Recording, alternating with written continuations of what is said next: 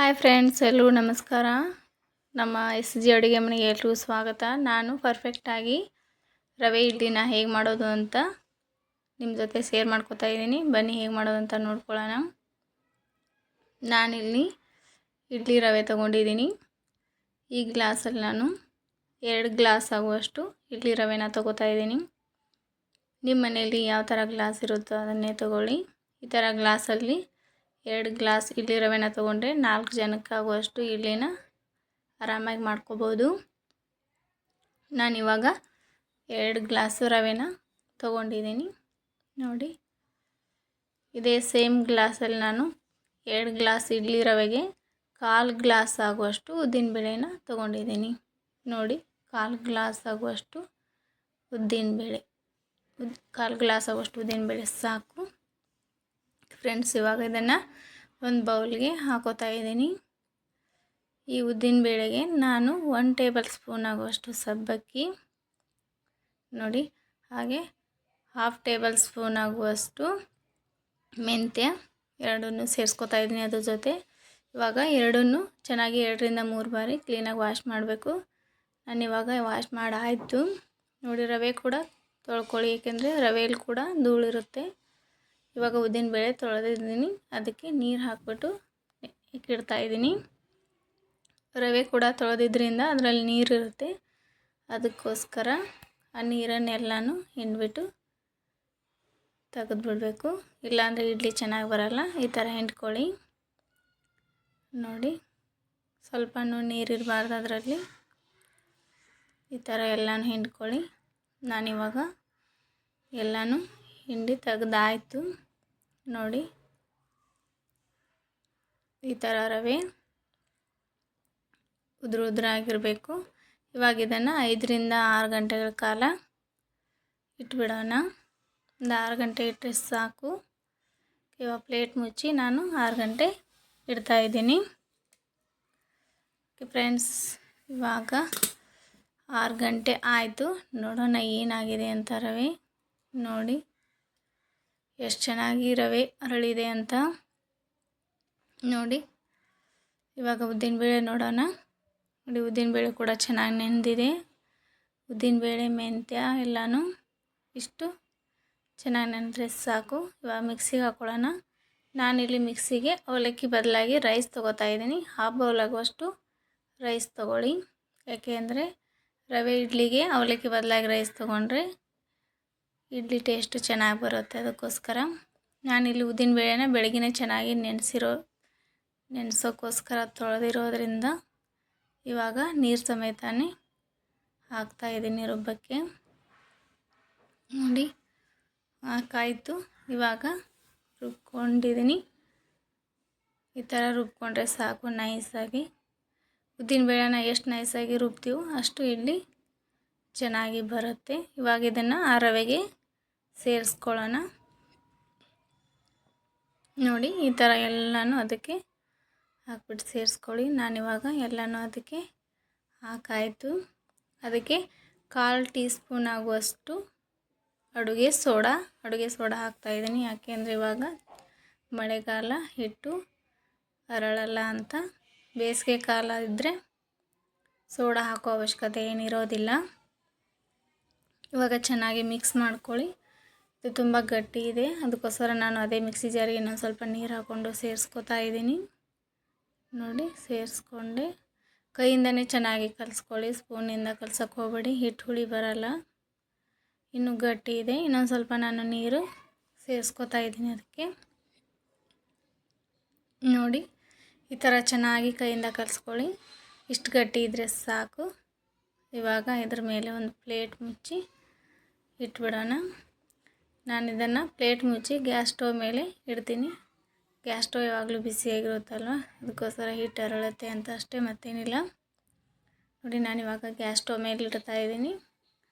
ಅದ್ರ ಮೇಲೆ ಒಂದು ಪ್ಲೇಟ್ ಮುಚ್ಚಿ ಒಂದು ತೂಕ ಆಗಿರೋದನ್ನು ಏನಾರು ಅದ್ರ ಮೇಲೆ ಇಟ್ಬಿಡಿ. ನೈಟ್ ಪೂರ್ತಿ ಹೀಗೆ 8 ರಿಂದ 9 ಗಂಟೆ ರೆಸ್ಟಿಗೆ ಇಟ್ಬಿಡೋಣ. ಓಕೆ ಫ್ರೆಂಡ್ಸ್, ಇವಾಗ ಹಿಟ್ಟಾಯಿತು. ನೋಡಿ, ಇವಾಗ ಬೆಳಕಾಯಿತು. ನೋಡೋಣ ಹಿಟ್ಟು ಏನಾಗಿದೆ ಅಂತ. ನೋಡಿ ಫ್ರೆಂಡ್ಸ್, ಹಿಟ್ಟು ಕೂಡ ತುಂಬ ಚೆನ್ನಾಗಿ ಉಬ್ಬು ಬಂದಿದೆ. ಥರ ಹಿಟ್ಟು ಉಬ್ಬಿದ್ರೆ ಮಾತ್ರ ಇಡ್ಲಿ ಚೆನ್ನಾಗಿ ಬರೋದು, ಇಲ್ಲಾಂದರೆ ಈ ಥರ ಉಬ್ಬಲಿಲ್ಲ ಅಂದರೆ ಇಡ್ಲಿ ಗಟ್ಟಿಯಾಗಿ ಬರುತ್ತೆ. ನೋಡಿ ಎಷ್ಟು ಚೆನ್ನಾಗಿ ಉಬ್ಬಿದೆ, ನಿಮಗೆ ಕಾಣಿಸ್ತಾ ಇದೆ ಅಂತ ಅನ್ಕೋತೀನಿ.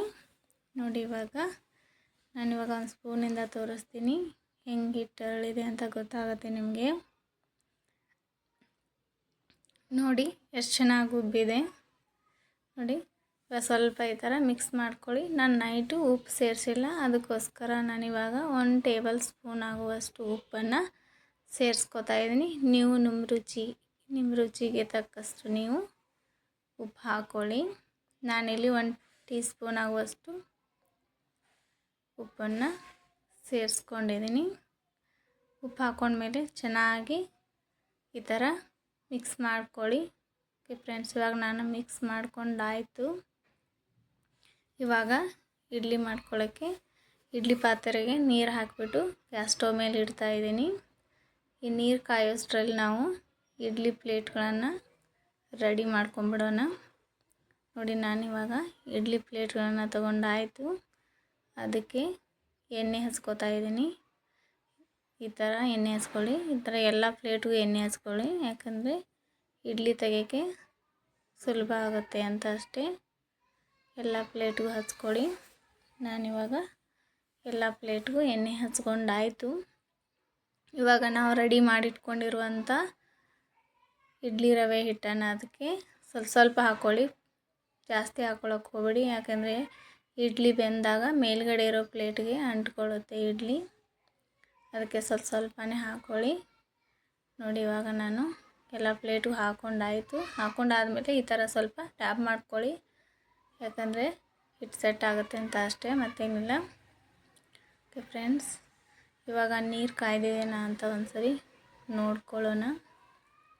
ನೋಡಿ ನಾನಿವಾಗ ನೋಡ್ತಾ ಇದ್ದೀನಿ, ನೀರು ಕೂಡ ತುಂಬ ಚೆನ್ನಾಗಿ ಕಾದಿದೆ, ಕುದೀತಾ ಇದೆ. ಇವಾಗ ಒಂದೊಂದೇ ಪ್ಲೇಟ್ಗಳನ್ನು ಅದ್ರ ಮೇಲೆ ಇಟ್ಟು ಅದ್ರ ಮೇಲೆ ಮುಚ್ಚಳನ ಮುಚ್ಚಿ ಒಂದು ಮೀಡಿಯಮ್ ಫ್ಲೇಮಲ್ಲಿ ಒಂದು 15 ನಿಮಿಷ ಬೇಯಿಸಿದರೆ ಸಾಕು, ಇಡ್ಲಿ ಚೆನ್ನಾಗಿ ಬೆಂದಿರುತ್ತೆ. ನೋಡಿ ಇವಾಗ ನಾನು ಪ್ಲೇಟ್ ಮುಚ್ಚಿ ಇಡ್ತಾ ಇದ್ದೀನಿ, ಒಂದು 15 ನಿಮಿಷ ಆದರೆ ಸಾಕು. ಓಕೆ ಫ್ರೆಂಡ್ಸ್, ಇವಾಗ 15 ನಿಮಿಷ ಆಯಿತು. ಇವಾಗ ತೆಗೆದು ನೋಡ್ತಾ ಇದ್ದೀನಿ. ನೋಡಿ ಇಡ್ಲಿ ಎಷ್ಟು ಚೆನ್ನಾಗಿ ಬಂದಿದೆ ಅಂತ, ಗುಬ್ಬಿ ಎಷ್ಟು ಚೆನ್ನಾಗಿ ಬಂದಿದೆ ನೋಡಿ. ಇವಾಗ ಕೈನ ಒದ್ದೆ ಮಾಡ್ಕೊಂಡು ಇಡ್ಲಿನ ಈ ಥರ ಮುಟ್ಟಿದ್ರೆ ಕೈಗೆ ಇಡ್ಲಿ ಅಂಟಲಿಲ್ಲ ಅಂದರೆ ಇಡ್ಲಿ ಚೆನ್ನಾಗಿ ಬೆಂದಿದೆ ಅಂತ ಅರ್ಥ. ಇವಾಗ ಇಡ್ಲಿ ಚೆನ್ನಾಗಿ ಬೆಂದಿದೆ, ಅದಕ್ಕೋಸ್ಕರ ನಾನು ಒಂದೊಂದೇ ಪ್ಲೇಟ್ಗಳನ್ನು ತೆಗೆದು ಇಟ್ಕೋತಾ ಇದ್ದೀನಿ. ನೋಡಿ ತುಂಬ ಬಿಸಿ ಆಗಿದೆ. ಬಿಸಿ ಇರುವಾಗಲೇ ನೀವು ಇಡ್ಲಿನ ತೆಗಿಯೋಕ್ಕೆ ಹೋಗಬೇಡಿ. ಸ್ವಲ್ಪ ಒಂದು 2 ನಿಮಿಷ ಹಾಗೆ ತಣ್ಣಗಾಕಿ ಬಿಟ್ಬಿಡಿ. ನಾನು ಕೂಡ ಇಲ್ಲಿ ತಣ್ಣಗಾಕಿಬಿಡ್ತಾ ಇದ್ದೀನಿ. ನೋಡಿ ಫ್ರೆಂಡ್ಸ್, ಇವಾಗ 1-2 ನಿಮಿಷ ಆಯಿತು. ಇಡ್ಲಿ ಕೂಡ ತುಂಬ ತಣ್ಣಗಾಗಿದೆ. ಇವಾಗ ನಾನು ಸ್ಪೂನಿಂದ ಇಡ್ಲಿ ತೆಗೆದು ತೋರಿಸ್ತಾ ಇದ್ದೀನಿ. ನೋಡಿ ನಿಮಗೆ ಎಷ್ಟು ಚೆನ್ನಾಗಿ ಇಡ್ಲಿ ಬರುತ್ತೆ ಅಂತ. ನೋಡಿ ಎಷ್ಟು ಸುಲಭವಾಗಿ ಇಡ್ಲಿ ಬರ್ತಾ ಇದೆ ಅಂತ. ನೋಡಿ ಈ ಥರ ಸ್ಪೂನಲ್ಲಿ ಎಷ್ಟು ಚೆನ್ನಾಗಿ ಬರ್ತಾ ಇದೆ ಇಡ್ಲಿ. ಓಕೆ ಫ್ರೆಂಡ್ಸ್, ನೀವು ಈ ಥರ ಒಂದ್ಸರಿ ಟ್ರೈ ಮಾಡಿ ಮನೆಯಲ್ಲಿ, ಹೇಗೆ ಬಂತು ಅಂತ ಕಮೆಂಟಲ್ಲಿ ತಿಳಿಸಿ ಫ್ರೆಂಡ್ಸ್. ಹಾಗೆ ಈ ವಿಡಿಯೋ ನಿಮಗೆ ಇಷ್ಟ ಆಗಿದರೆ ಪ್ಲೀಸ್ ಲೈಕ್ ಮಾಡಿ, ಹಾಗೆ ಸಬ್ಸ್ಕ್ರೈಬ್ ಮಾಡ್ಕೊಳ್ಳೋದನ್ನು ಮರಿಬೇಡಿ ಫ್ರೆಂಡ್ಸ್. ಹೊಸಬರಿಗೆ ಸಪೋರ್ಟ್ ಮಾಡಿ. ಓಕೆ ಫ್ರೆಂಡ್ಸ್, ನಾನಿವಾಗ ಎಲ್ಲ ಇಡ್ಲಿನೂ ತೆಗಿತಾ ಇದ್ದೀನಿ. ನೋಡಿ ಎಷ್ಟು ಚೆನ್ನಾಗಿ ಬರ್ತಾ ಇದೆ. ನಿಮಗೆ ನೋಡಿದರೆ ಗೊತ್ತಾಗ್ತಾ ಇದೆ ಅಂತ ಅನ್ಕೋತೀನಿ ಇಡ್ಲಿ ಚೆನ್ನಾಗಿ ಬಂದಿದೆ ಅಂತ. ಓಕೆ ಫ್ರೆಂಡ್ಸ್, ನೋಡಿ ಎಷ್ಟು ಚೆನ್ನಾಗಿ ಬಂದಿದೆ. ನಾನು ಎಲ್ಲನೂ ಇಡ್ಲಿನ ತೆಗೆದು ಇಟ್ಕೊಂಡಾಯ್ತು. ಇವಾಗ ನೋಡಿ ಎಷ್ಟು ಚೆನ್ನಾಗಿ ಬಂದಿದೆ. ಇವಾಗ ನಾನು ಒಂದು ಇಡ್ಲಿನ ಕಟ್ ಮಾಡಿ ನಿಮಗೆ ತೋರಿಸ್ತೀನಿ ಹೆಂಗೆ ಬಂದಿದೆ ಅಂತ. ನೋಡಿ ಒಂಚೂರು ಗಟ್ಟಿಯಾಗಿ ಬಂದಿಲ್ಲ ಫ್ರೆಂಡ್ಸ್, ಎಷ್ಟು ಚೆನ್ನಾಗಿ ಬಂದಿದೆ idli. Okay friends, please subscribe ಮಾಡಿ, ಲೈಕ್ ಮಾಡಿ, ಹಾಗೆ ಶೇರ್ ಮಾಡಿ. ಈ ವಿಡಿಯೋ ನಿಮಗಿಷ್ಟ ಆದರೆ ಹೇಳ್ತಾ ಇವತ್ತಿನ ನನ್ನ ವಿಡಿಯೋನ ಇಲ್ಲಿಗೆ ಮುಗಿಸ್ತಾ ಇದ್ದೀನಿ.